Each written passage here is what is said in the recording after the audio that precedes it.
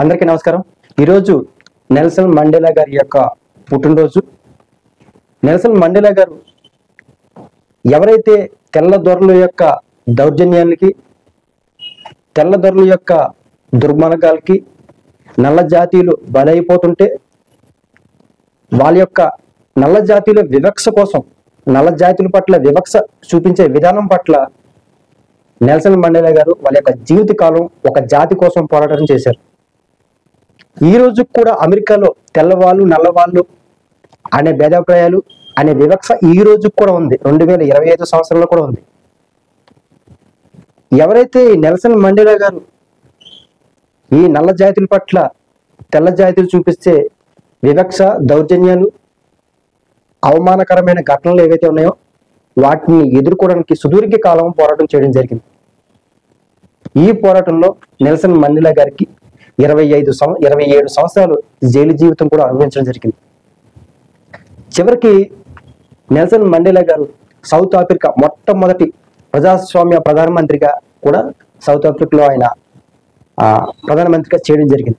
సుమారుగా 1993లోనే Nelson Mandela గారికి Nobel బహుమతి రావడం జరిగింది. అదేవిధంగా మనం గమనించేట్లయితే మాత్రం 2013లో నెల్సన్ మండేలా గారు చనిపోవడం జరిగింది. మన భారతదేశం కూడా నెల్సన్ మండేలా గారికి భారతరత్న అవార్డు కూడా ఇవ్వడం జరిగింది. భారతరత్న అనేది భారతదేశంలో ఇచ్చే అతిపెద్ద అవార్డు. అలాంటి భారతరత్న అవార్డు కూడా నెల్సన్ మండేలా గారికి ఇవ్వడం జరిగింది.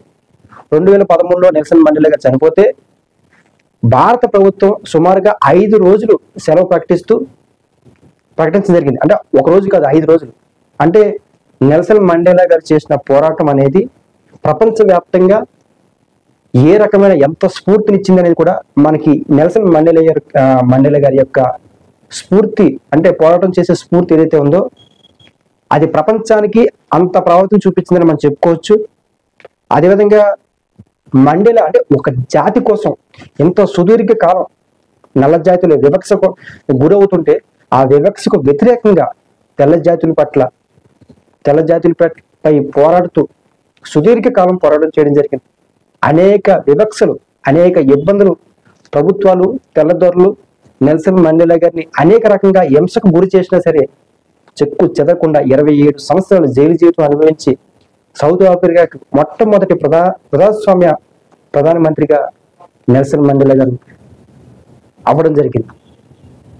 అణిచివేత ఎంత భయంకరంగా ఉంటుందో తిరుగుబాటు కూడా అంత తీవ్రతరంగా ఉంటుంది అని చెప్పడానికి నెల్సన్ మండేలా గారి యొక్క జీవితం ఏదైతే ఉందో ఆ జీవితం ఒక మెసేజ్ ప్రపంచానికి. సమాజంలో ఎంత అణిచివేత ఉంటుందో అలాంటి అణిచివేత నుంచి వచ్చే పోరాటాలు అంత సుదీర్ఘ కాలం కొనసాగుతాయి, అది ప్రపంచవ్యాప్తంగా ప్రభావం చూపిస్తాయి అని చెప్పుకోవడానికి నెల్సన్ మండేలా గారి యొక్క జీవితం అనేది అంటే ఎన్ని తరాలైనా సరే గుర్తుంచుకోవాల్సిన అవసరం ఉంటుంది. ఒక జాతి గురవుతున్న వివక్ష మీద అంత సుదీర్ఘ కాలం పోరాటం చేయడం అనేది అంత సామాన్యమైన విషయం కాదు. అది తెల్లదొరల మీద. ఈరోజు అమెరికాలో అనేక మంది ఈరోజు కూడా నల్లవాళ్ళు తెల్లవాళ్ళనే వివక్ష ఈరోజు కూడా అమెరికాలో ఉంది. మరి అప్పుడు అంటే దరిదాపులు ఒక 60-70 సంవత్సరాల క్రితమే ఈ వివక్ష ఏ స్థాయిలో ఉంది సౌత్ ఆఫ్రికాలో అనేది కూడా మనం అర్థం చేసుకోవచ్చు. కాబట్టి మనం ఈరోజు అణచివేత ఎంత భయంకరంగా ఉంటుందో దాని నుంచి పుట్టుకొచ్చే ఉద్యమాలు, పోరాటాలు కూడా అంతే తీవ్ర స్థాయిలో ఉంటాయి అనేది నెల్సన్ మండేలా గారి యొక్క జీవిత చరిత్ర మనం గమనించేట్లయితే మాత్రం వాటి ఆధారంగా మనం చెప్పుకోవచ్చు. కాబట్టి నేను కూడా నెల్సన్ మండేలాగా చట్టాన్ని, రాజ్యాంగాన్ని, ప్రజల్ని, ప్రజాస్వామ్యాన్ని గౌరవిస్తూ పోరాటం చేయాలని నేను భావిస్తున్నాను.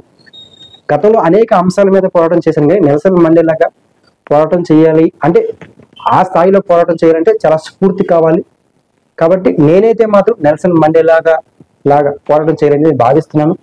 అది చట్టాన్ని, రాజ్యాంగాన్ని, ప్రజల్ని, ప్రజాస్వామ్యాన్ని గౌరవిస్తూ చేయాలనుకుంటున్నాను. కాబట్టి అలాంటి వాతావరణం, పరిస్థితులు వచ్చినప్పుడు ఖచ్చితంగా దాన్ని నేను ప్రారంభిస్తాను. ఈరోజు నెల్సన్ మండేలా గారి యొక్క పుట్టినరోజు కాబట్టి నెల్సన్ మండేలా గారి యొక్క స్ఫూర్తి ఏదైతే ఉందో ఇది సమాజంలో చాలా మందికి ఆ స్ఫూర్తి ఉంది. ఇంకా నెల్సన్ మండేలా గారి కోసం చాలా మందికి తెలుసు.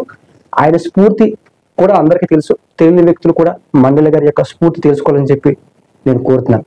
Thank you.